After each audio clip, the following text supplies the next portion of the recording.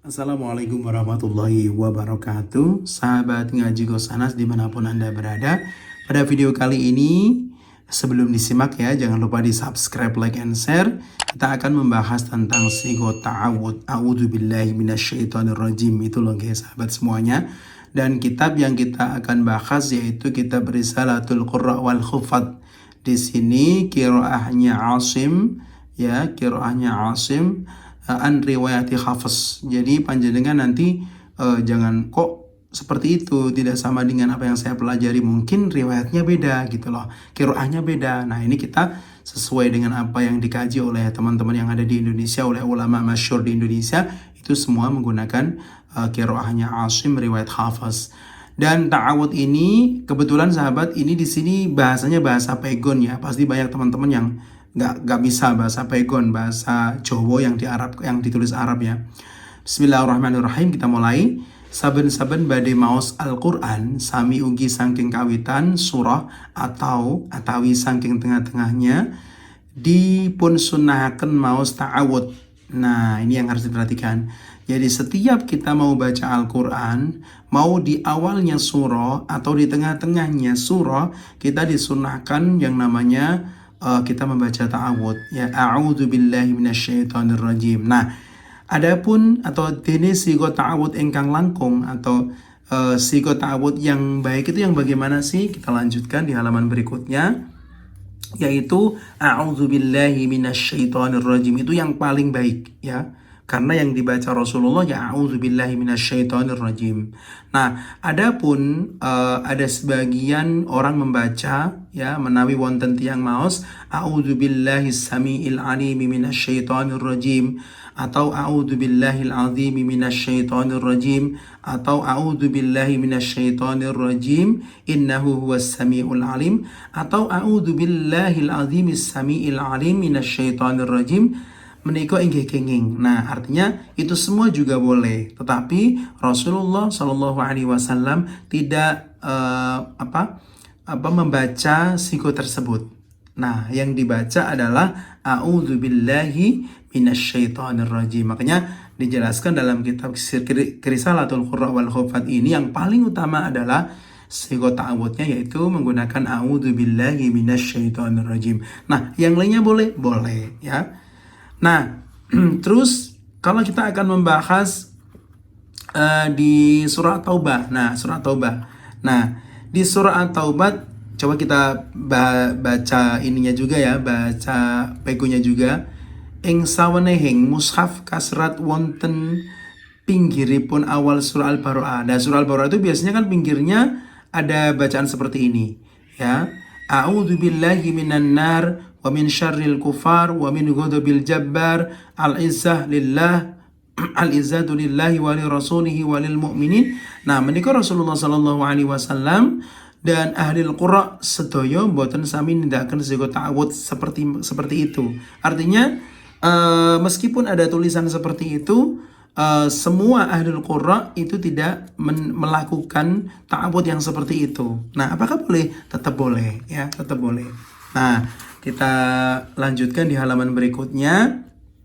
Nah, ini bahasa Jawa, bahasa pegonya pramila menawi maos awalipun surah Baroah atau ingkang langkung utami cekap maos a'udzubillahi minasyaitonirrajim. Nah, baca yang di pinggir surah Al-Baroah itu juga tidak mengapa sahabat, tetapi yang paling utama adalah kita cukup dengan membaca a'udzubillahi minasyaitonirrajim. Baik, itu kita bahas tentang sigot ta'awud ya. Jadi ta'awud itu yang paling baik adalah a'udzubillahi minasyaitonirrajim. Adapun yang lain yang kadang-kadang dibaca oleh teman-teman yang lain itu nggak apa-apa. Nah, berikutnya kita akan membahas tentang hukum membaca basmalah ya, basmalah. Nah, di dalam Al-Qur'an ini hukumipun maos bismillahirrahmanirrahim ing salebetipun Al-Qur'an, artinya hukum membaca basmalah bismillahirrahmanirrahim di dalam Al-Qur'an itu ada 4 sahabat. Yang pertama adalah wajib, yang kedua adalah sunnah, yang ketiga adalah haram, yang keempat adalah mubah atau wenang. Nah, yang pertama yang akan kita bahas yaitu wajib. Wajib maos bismillah. Maos bismillah wonten ing kawitanipun surat Al-Fatihah menika hukumipun wajib. Sebab menika kalebet setengah saking ayatipun surah Al-Fatihah. Makaten menika ingkang langkung sahih menurut madhabnya Imam Syafi'i. Nah, ini madhabnya Imam Syafi'i loh sahabat. Jadi panjenengan nanti jangan sampai oh kok seperti itu ya. Ya, kita menggunakan madhabnya Imam Syafi'i. Jadi membaca basmalah hukumnya wajib karena basmalah bagian dari suratul Fatihah.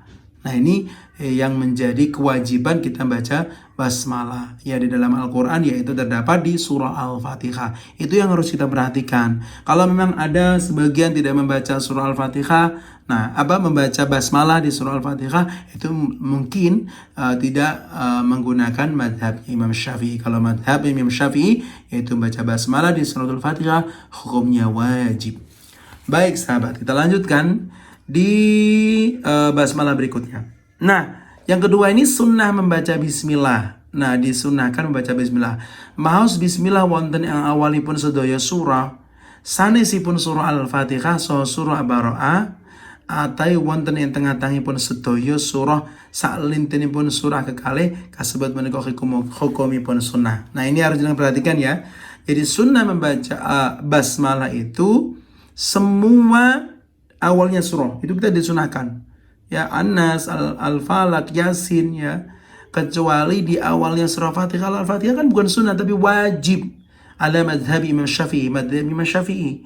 Nah, terus di surah Bara'ah tidak disunahkan ya, Bara'ah tidak disunahkan ya. Atau wonten di tengah-tengahipun sedaya surat atau di tengahnya semua surah itu kita disunahkan ya, di tengah-tengah surah itu kita disunahkan. Karena apa? Karena ya tadi itu, karena dalam Al-Quran ada yang namanya sunnah membaca basmalah, yaitu di awalnya surah selain surah Al-Fatihah sama Bara'ah, atau di tengah-tengah surah kecuali surah 2 tersebut. Nah, itu kita disunahkan. Nah, ini yang harus dengan perhatikan betul ya, bagaimana kita akan mendapat kesunahan. Kecuali di surah 2 tersebut, Al-Fatihah dan surah Bara'ah. Jadi kalau panjenengan di tengahnya surah itu kita di tengahnya surah Yasin kah atau di surah An-Naba kah, itu kita disunahkan untuk kalau artinya di tengah-tengah itu kita mendapat kesunahan untuk membaca basmalah. Yaitu seperti itu sahabat. Kecuali di 2 surah Al-Fatihah dan surah Bara'ah. Nah, yang ketiga yaitu haram kita membaca basmalah. Nah, ini yang harus kita perhatikan. Haram kok haram sih, basmalah itu kan baiknya. Maos bismillah wonten ing awalipun surah Bara'ah atau menika hukumipun haram. Jadi kalau menurut Imam qaulnya Ibnu Hajar dijelaskan membaca basmalah di awalnya surah Bara'ah atau surah Taubah itu hukumnya haram, tidak boleh. Nah, tidak boleh. Nah, itu menurutnya qaulnya Ibnu Hajar.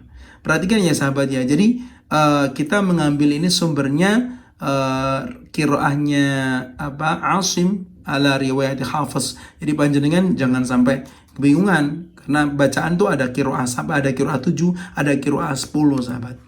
Nah, yang keempat yaitu wenang maos bismillah, artinya boleh membaca bismillah. Nah, bagaimana? Yaitu maos basmalah wonten ing tengah-tengahipun surah Bara'ah atau surah Taubah menawi badhe miwiti maos ya di tengah-tengahnya surah kasebat menika hukumipun wenang.